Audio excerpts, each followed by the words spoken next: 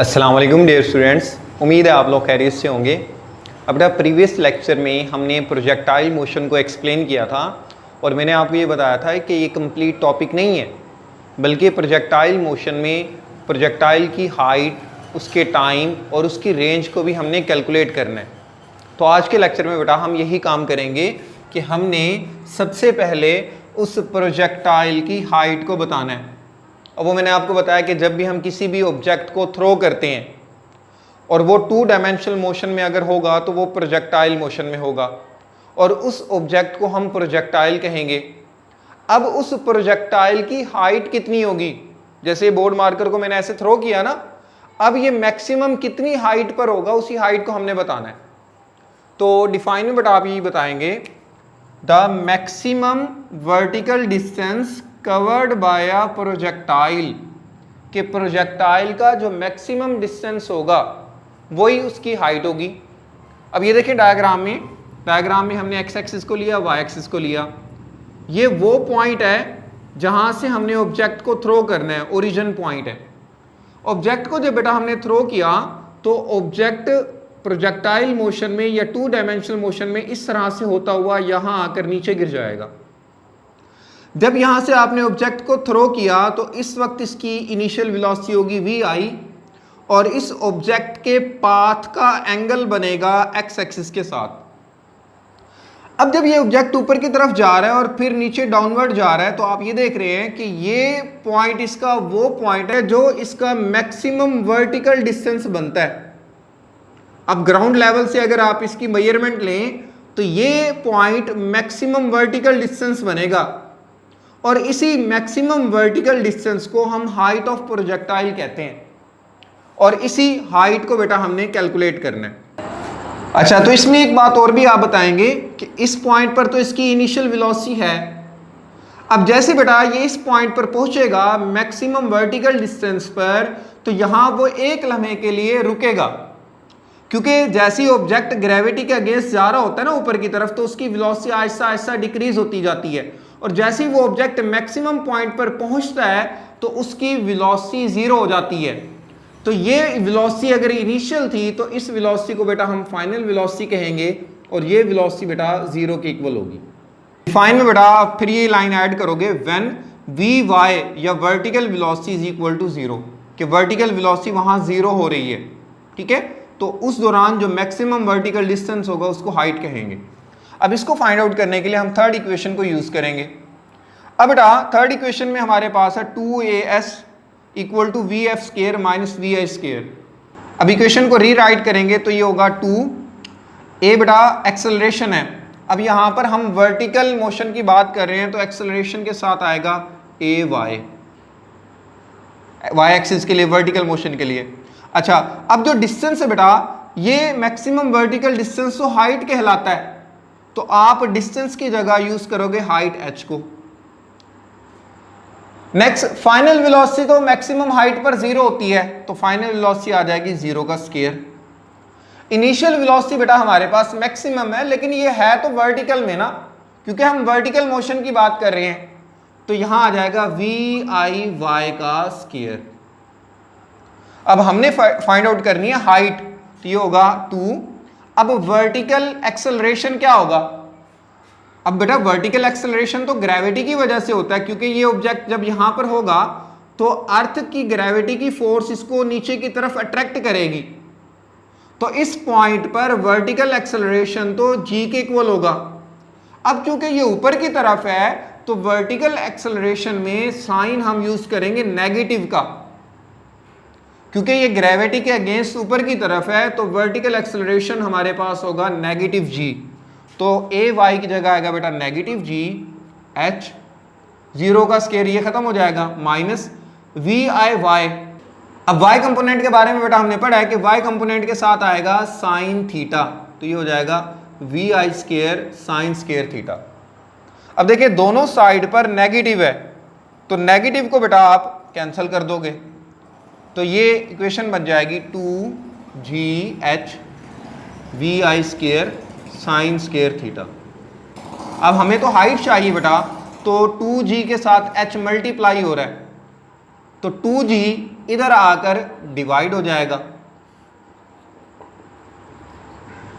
तो ये बेटा हमें मिलेगी हाइट ऑफ द प्रोजेक्टाइल। तो आपने किसी भी प्रोजेक्टाइल की हाइट को फाइंड आउट करना हो तो आप ये फॉर्मूला यूज करेंगे, इनिशियल वेलोसिटी की वैल्यू को पुट करें, एंगल को पुट करें, जी की वैल्यू जो कि 9.8 है इसको पुट करेंगे तो आपको प्रोजेक्टाइल की हाइट मिल जाएगी।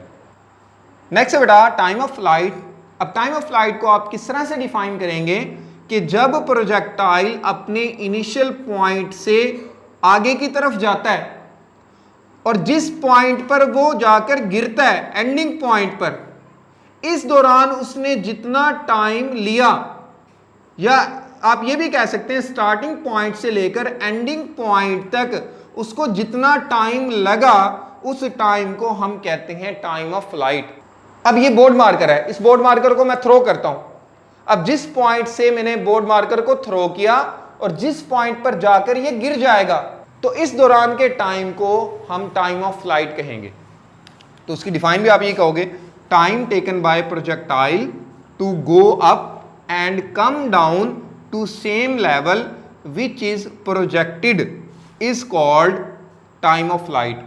कि देखें ये और ये वाला पॉइंट दोनों ग्राउंड लेवल के पॉइंट है ना, सेम लेवल है, तो इसी पॉइंट से ये ऊपर जा रहा है, इस पॉइंट पर वो नीचे आ रहा है, तो इन दोनों पॉइंट्स के दरमियान का जो टाइम होगा उसको टाइम ऑफ फ्लाइट कहेंगे।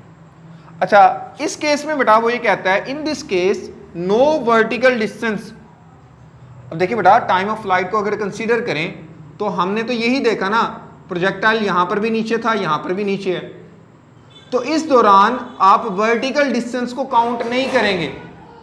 वर्टिकल डिस्टेंस यहां पर नहीं होगा क्योंकि प्रोजेक्टाइल तो हम या तो यहां देख रहे हैं या इस पॉइंट पर देख रहे हैं, दरमियान के वर्टिकल डिस्टेंस को हम कंसीडर नहीं करेंगे। तो वर्टिकल डिस्टेंस अगर जीरो होता है, वर्टिकल डिस्टेंस को हम हाइट भी कहते हैं, तो इसका डिस्टेंस या हाइट बेटा जीरो होगी। अब हमने टाइम को फाइंड आउट करना है सेकंड इक्वेशन ऑफ मोशन को यूज करके, s equal to V I T plus 1/2 AT square. अब बेटा जो डिस्टेंस है वो तो ऑलरेडी हमने कहा कि वर्टिकल डिस्टेंस को हम यहां पर काउंट नहीं करेंगे, वो होगा जीरो। अच्छा, अब इनिशियल वेलोसिटी बेटा, इनिशियल वेलोसिटी में आपने ये देखना है कि प्रोजेक्टाइल ऊपर की तरफ ऐसे जा रहा है ना, तो इनिशियल वेलोसिटी यहां पर आप कंसीडर करेंगे वर्टिकल, यानी ये होगी वी आई वाई, टाइम के लिए टी आ जाएगा प्लस 1/2। अब एक्सेलरेशन, एक्सेलरेशन यहां पर क्या होगा कि जब बेटा हमारे पास ऑब्जेक्ट या प्रोजेक्टाइल ऊपर की तरफ जा रहा है तो एक्सेलरेशन बेटा यहां पर होगा वर्टिकल एक्सेलरेशन ए वाई टी का स्क्वायर।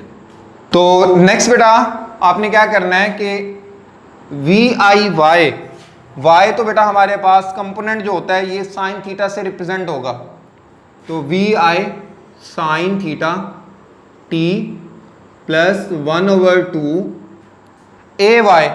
ए वाई बेटा हमारे पास वर्टिकल एक्सेलरेशन है जो पिछले पॉइंट में मैं यहां बता चुका हूं, ग्रेविटेशनल एक्सेलरेशन है माइनस जी, तो ए वाई की जगह आ जाएगा बेटा माइनस जी इंटू टी का square, 0 equal to V I sine theta T minus 1/2 G T का स्क्वायर। अब यहां से बेटा हमें फाइंड आउट करना है टाइम को, तो उसके लिए बेटा ये जो नेगेटिव वैल्यू है 1/2 जी टी स्क्वायर, इसको आप इस तरफ ले आओगे तो यहां आकर ये हो जाएगी पॉजिटिव जी टी का square V I sine theta T. ठीक है, अब 2 बेटा यहां डिवाइड हो रहा है, ठीक है, तो ये इधर आकर हो जाएगा multiply 2 V I sine theta T, और g मल्टीप्लाई हो रहा है, ये नीचे आके डिवाइड हो जाएगा, यहां रह जाएगा t का स्क्वायर। अब हमें तो सिंपल टाइम चाहिए, तो t बेटा यहां मल्टीप्लाई हो रहा है, ये इधर आकर डिवाइड हो जाएगा, तो जब ये डिवाइड होगा तो वैल्यू बन जाएगी t square over t 2vi sine theta over 2g। अब t स्क्वायर के साथ कैंसल, तो टाइम बेटा हमें मिलेगा 2vi sine theta over 2g। तो अब बेटा अगर आपने फ्लाइट का या प्रोजेक्टाइल का टाइम फाइंड आउट करना हो तो आप ये फॉर्मूला यूज करेंगे, न्यूमेरिकल के लिए इंपॉर्टेंट है। और इसमें आपने एंगल को बताना है, एंगल आपको पता हो, इनिशियल वेलोसिटी आपको पता हो और जी की वैल्यू तो आपको पता ही है। तीनों वैल्यूज पुट करके आप टाइम निकाल लेंगे। ठीक है, नेक्स्ट आता है बेटा इसमें रेंज ऑफ प्रोजेक्टाइल। अब रेंज क्या होती है? अब बेटा जैसे मैंने इस बोर्ड मार्कर को ही थ्रो किया, अब जहां से मैंने इसको फेंका है और जहां पर जाकर ये गिरेगा, तो इस दौरान इसका जो हॉरिजॉन्टल डिस्टेंस होगा उसको हम रेंज कहेंगे। आप यूं कह लें प्रोजेक्टाइल का हॉरिजॉन्टल डिस्टेंस स्टार्टिंग से लेकर एंडिंग पॉइंट तक, उस हॉरिजॉन्टल डिस्टेंस को हम रेंज कहेंगे। अब कैसे? जैसे इस पॉइंट से हमने प्रोजेक्टाइल को फेंका था, प्रोजेक्टाइल इस जगह जाकर गिरा है, तो इस पॉइंट से लेकर यहां तक का जो डिस्टेंस होगा वो डिस्टेंस बेटा या हॉरिजॉन्टल डिस्टेंस रेंज के इक्वल होगा। तो आप ये भी कह सकते हो कि horizontal distance of projectile is equal to the range. तो यहां आपने ये बताना है the maximum horizontal distance covered by a projectile. अब हॉरिजॉन्टल डिस्टेंस बेटा हमने प्रीवियस लेक्चर में पढ़ा था, वो होता है x इक्वल टू VIXT। तो ये x हॉरिजॉन्टल डिस्टेंस है, तो हॉरिजॉन्टल डिस्टेंस तो बेटा मैंने बता दिया कि वो हॉरिजॉन्टल डिस्टेंस रेंज के इक्वल है, r के इक्वल है। तो x की जगह आ जाएगा r। VIX तो बेटा cos थीटा को रिप्रेजेंट करता है, तो VI के साथ आ जाएगा cos थीटा, इनिशियल वेलोसिटी का हॉरिजॉन्टल कंपोनेंट। और टाइम ऑफ फ्लाइट का फॉर्मूला हमने पीछे अभी निकाला है, वही फॉर्मूला यहां पुट कर दोगे 2VI sin theta over g। अब इसको आगे सॉल्व करें, VI को VI के साथ मल्टीप्लाई कर दोगे तो ये हो जाएगा VI का स्क्वायर, साथ में हमारे पास क्या है 2 sin थीटा और यहां पर है cos थीटा, इनको इकट्ठा लिख दोगे तरतीब के साथ, डिवाइडेड बाय g। ये हमारे पास रेंज आ गया। अब ना मैथमेटिक्स में ये जो 2 sin थीटा cos थीटा है, ये इक्वल होता है 2 sin theta cos theta equal to sin 2 theta के। ये मैथमेटिक्स में हम फॉर्मूला यूज करते हैं, तो आपने बस डायरेक्ट यहां पर मेंशन कर देना है 2 sin theta cos theta equal to sin 2 theta. बस ये फॉर्मूला आप याद रखेंगे, इसी फॉर्मूला को आप यहां पुट कर देंगे तो रेंज इक्वल हो जाएगी VI square 2 sin theta cos theta की जगह आ जाएगा sin 2 theta divided by g। तो ये बेटा हम फाइंड आउट कर लेंगे रेंज को। अब अगर हम मैक्सिमम रेंज बताएं कि प्रोजेक्टाइल का मैक्सिमम डिस्टेंस या मैक्सिमम रेंज क्या होगी, तो मैक्सिमम रेंज के लिए हम बेटा फॉर्मूला में एंगल लेते हैं 45 डिग्री।